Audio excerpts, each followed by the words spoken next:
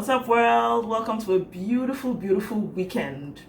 Okay, it's me, Nez. Welcome to Nez Telly. Thank you so much for coming by. So I have two good news. Good news for me, though. I don't know if it's good news for you, but it's good news for me. Number one is I was watching Dimma Ume's last post on YouTube. For a lot of you that don't know who Dimma is, if you don't know who she is already, Dimma Ume is, just check her out. She's somewhere on YouTube. But finish my video first, though. Okay, I'm looking at you. So finish my video first before you check out Dimma. So Dimma in her last video actually talked about how she's going to start talking about books more, and that is like, yes, I'm so excited because that means that more, because she has a lot of influence. I strongly believe that she has the highest following on Instagram for a Nigerian that is in Nigeria. Do you understand? I've forgotten how many followers she has now. I think it's over 300 now. So I think it's going towards 400,000 followers in the sphere of, like, you know, beauty, lifestyle, and, you know, general vlogging. So, and even a bit of travel, you know. So I really like what she's doing, and the fact that she's going to start talking more about books this year makes me so excited. I think I'm going to declare this year, the year 2020, the year of books. Anyway, so yes, that's number one. Number two, I realized that my speed has increased. Like, I'm a much faster reader now, like much faster. I'm telling you, normally I'm not a faster reader. Today I'm talking about the Smart Money Tribe, and this book, it took me five days to finish. Now I imagine some of you are going to be like, I beg, it's not that fast. Some people finish this in 1 hour, some people, it's true. Me, I know that on a normal day I would have finished this in 2 weeks. Trust me, that's how reading has been for me. I did not see this coming. I had given myself, like, the way I had shared my pages. I told you about page sharing. I'm going to put a link here telling you about achieving your reading goals, where I talked about sharing pages. Like, you count the amount of pages you have. This book is I think it's almost like 350 pages, 355 pages. So I shared 355 pages into 7 days, and basically I was supposed to read, you know, accordingly, you know. But then I realized I was reading faster, I was reading more, and after a while I stopped paying attention to the pages, and I just kept going, and somehow I ended up finishing in 5 days. And for me, that's like, is a great. Of course, I can't tell you per se what exactly it was about, whether it was this book or if it is how, as in my speed in general, I don't know yet. When I read more books, when I read 2 or 3 more of this kind of books, like I think next month, February, I plan to do more of physical reading than audio reading, because I need to keep you know, exercising my brain as I go. So when I do that, and if my speed is still as high as it is with this one, then I guess maybe then I would have figured out what exactly I did, and I can share it with you guys. So yes, that's news number 2. News number 3, I realized I have about 50 subscribers. When did that happen? Harlem shake. Now, wow. Okay, so let's be serious. Let me serious. Sing. I'm serious now. Okay, so Smart Money. Can you see it? Oh, it's not clear. Let me bring it closer. The Smart Money Tribe is an amazing book.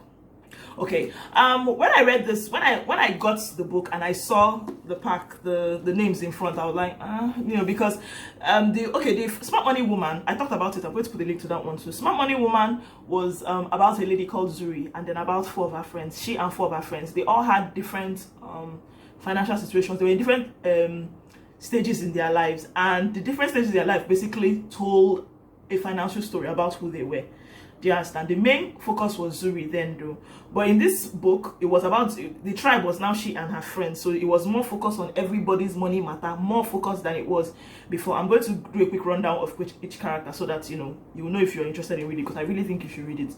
The idea is not to bring any spoilers around. So I'm going to, like I said, tell the detailed story. But I must say, when I heard Smart Money Tribe, for some reason I assumed that it would be about the whole other set of people. I don't know why. I just felt like this story was, you know, this story was good enough where it ended.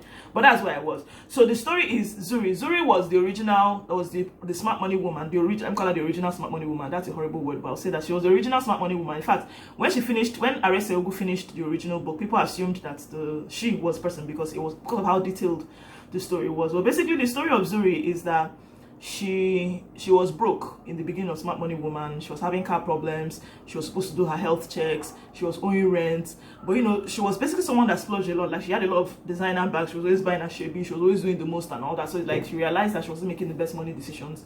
So she started thinking of things. Like, I talked about how a lot of the things that were done in Smart Money Woman was a lot like increasing your financial IQ, where it was like, you know, make more money, leverage your money, invest your money, Do you understand? So it was those type of things, and it was really good. So that's Zuri. Tammy is a fashion designer in Nigeria. Now this one hits home a lot because about fashion design, and I'm a fashion designer in Nigeria. I'm doing business in Nigeria as well. But the thing with Tammy was that Tammy has a rich dad who had been taking care of a lot of things for her. So basically, her financial story was her coming out of that daddy taking care of me, because daddy had basically cut her off. So yeah, it was bad. Adesuwa's story. Adesuwa was a married woman, was married to what we call the Lagos big boy. You understand? She was making a lot of money, and she was trying her best to do everything in her power to keep her family. And well, so there's Lara. Lara is a big girl in oil and gas who takes care of everybody in her home. She's the firstborn, so she takes care of her mom, takes care of her dad, so takes care of her mom. I think her dad is late, takes care of her mom, takes care of all her siblings, pays everybody's school fees, and she's doing well for herself. But Ladu was married to a super rich, kind of a super rich, Lagos rich. There's rich and there's Lagos rich. To me, there's Lagos rich. Like, she had a beautiful house in Ikoyi. She was balling. She had a staff of blah blah blah and all that. And suddenly, it turned out that the money that they were living, that's the money that she was basically balling with, was her husband's dad's money. And then something happened to the family. Do you understand? Something happened to her husband's family, and that was it. Like, the financial dragging did not have part two. Like, the family just went from living in Ikoyi to having to live somewhere further down, Aja, changing schools, everything. Lado had to start cooking. She didn't used to cook. She was a beautiful billionaire housewife. She was enjoying herself. She had to start cooking. She had to get a job. So basically, these are all beautiful financial stories. I forgot to mention when I talked about the smart money woman that actually in the book, after each chapter, she would write, as Arese would write her own like her own take on some particular things, and then she would put some exercises on what you can do to take care of this particular problem. So I'm going to talk a bit about using the table of contents, a few things that I do remember that she mentioned. Let's see, she talked about things like financial abuse. That's the thing. I've never heard of financial abuse until I heard this, but financial abuse, a lot talked about the lady married to the Lagos big boy, and the guy was just collecting her money, and the money was turning on his own. The guy would just come one day and say, so she would go one day and look at her account, she see a ridiculous amount of money, like 4 million is gone, and he'll be like, don't worry, I'll talk to you about it, and he never will. The time she brings it up, the guy will throw a tantrum, and but she had to keep her family, as a woman of God, keep the family together. And so that's that. Then restructuring business, entrepreneurship is the word I think I've actually been introduced to before. I like it when you're like an entrepreneur, but you're working for someone, so you're there coming up with entrepreneur-like ideas and doing the most that you can to make more money and do better for the business that you're doing.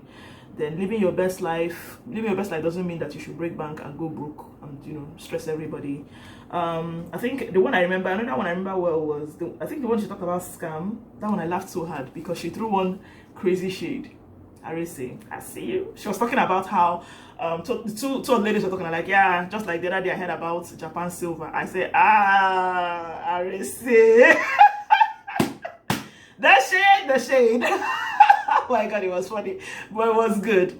And what I liked about the fact that it was in story form meant that she tried everything within her power to connect to as many portions of the issues in Nigeria. Running business in Nigeria is not easy. Getting loan in Nigeria is not easy. So all those things were not there. So it's like all those things were mentioned here. So these are things that we business people or we workers in Nigeria are things that we actually do sit down, cry about, and we're upset about that. A lot of things that frustrate us a lot. But a lot of times we just feel like, hey, it's what it is, we have to take it like that. But this book actually does come up with a few solutions that you can have to change those things. But again, I keep talking about the importance of using your mind, your brain. You have to get your brain to start working. You have to start thinking. Don't assume because this is what's happening and that is not that, okay? Refuse to allow that to be that. Do something about the situation. Then which other one? Social media, a gift and a cost. Social media, there were different things that happened with this one. One was able to elevate her business using social media. One, social media tore down her life, basically. Like her life, I mean, she when what happened to her happened, she entered bed. When it says someone entered bed, she entered the bed, covered herself, and turned off the light, and she didn't want to get up. She was inside there looking at phone and crying so much. They had to come and help her out. So it was basically like touching on different things. Like at the point, she even talked about how somebody used her business Instagram profile to pass a snotty comment on someone else, and it was a bad comment. So they were like, we're definitely not using this person again. Not after what she said. It's like it's so stupid for you to think it's okay to use your professional handle to go and be talking rubbish somewhere else. Like if you want to say something, make it it's a personal opinion. Your personal opinion is different from your business opinion. So things like that. What else about the social media? Even things like even using influencer marketing being the most important or the more efficient way of marketing these days. I don't know, there are several things. I do have some things I wasn't very happy about with the book, but I guess I'm not going to talk about them now.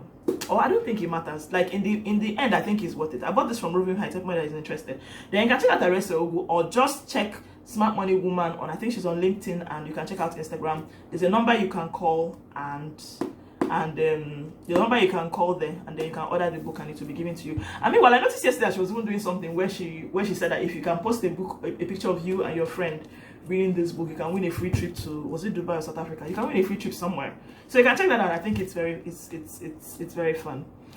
So yes, that's about this and this book. Like I feel like I've not touched this book well, but I just have to talk. I don't know what else to say. I'm trying to keep the time here. I don't know what else to say. But this book, I think, is totally worth it. Like it's worth every single kobo you spend on it. And I think that especially if you're in Nigeria or if you're in Africa, because like the African Woman's Guide to Making Bank. So like if you're in Africa, I feel like a lot of this, there's nothing here you cannot relate to.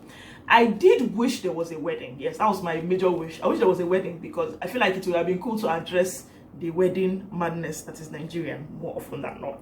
And while it's fun, like we're popular in the world now, Nigerians are popular in the world now for balling out of control during wedding. We do the ashebi, the food, everything, and like, you know, we dance and we have fun and all that. The amount of the way it affects the pockets, trust me, I've been there. It's not funny. So yeah, that I really wished I would see. I wanted to see a wedding so that we can talk about wedding money. But this book is worth it. I really think you should read it. I did some of the exercises and I've seen that there's a lot of work for me to do. I think another thing is like, don't just read the book and pass. Do the exercises while you're at it, and I think it's totally worth your how many minutes you do it.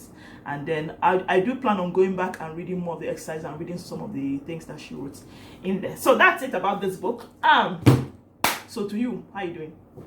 How's it going? How is January treating you? See, January is almost over. How's January treating you? Are you having fun? Okay, fine. If you're not having fun, are you reading, Sha?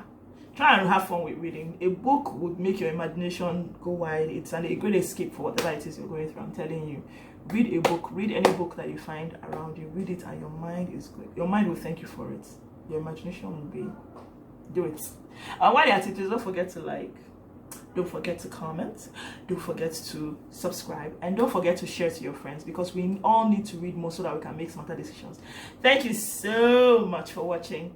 Have a beautiful weekend and a wonderful rest of the month. Bye bye now.